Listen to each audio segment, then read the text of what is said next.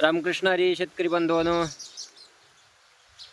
कंट्याचा पावसाळा आणि सालाचा उन्हाळा हे बरोबर असतं. म्हणजे ते का आपली विहीर ही एकदम आता काठोकाठ भरलेली आहे.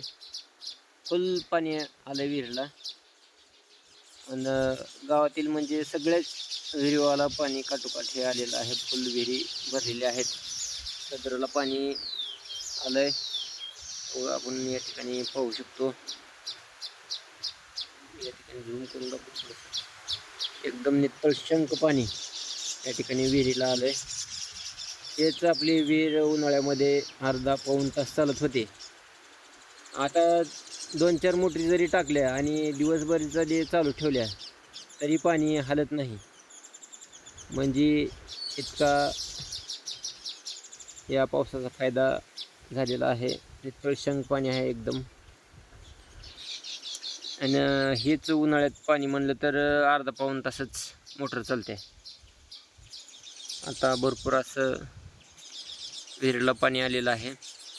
मस्त इकडं पक्षी वगैरे खोपे वगैरे केलेले आहेत. तिकडं खोपे लांब आहेत तिकडं. एक मिनिट, हे बघा इथे खोपा दिसतं आपल्याला. अतिशय निसर्गरम्य वातावरण आहे. या ठिकाणी खोपा तयार झालेला आहे. अजून खोप्याचं काम चालू आहे.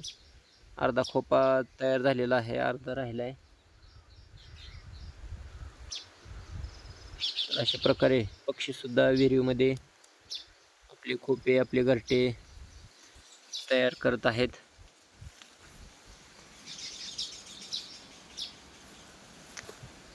हे बघा. तर ही व्हिडिओ मी वरून घेतलेला आहे. तर खाली पाणी दिसतंय आपल्याला विहिरीतलं.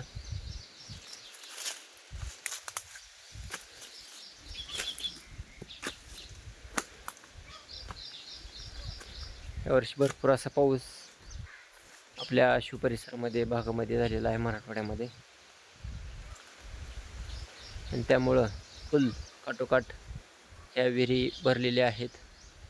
तर मित्रांनो, असेच गावाकडचे आपल्या नवीन नवीन व्हिडिओ पाहण्यासाठी आमच्या फेसबुक पेजला फॉलो करा, लाईक करा, कमेंट करा आणि शेअर करायला विसरू नका.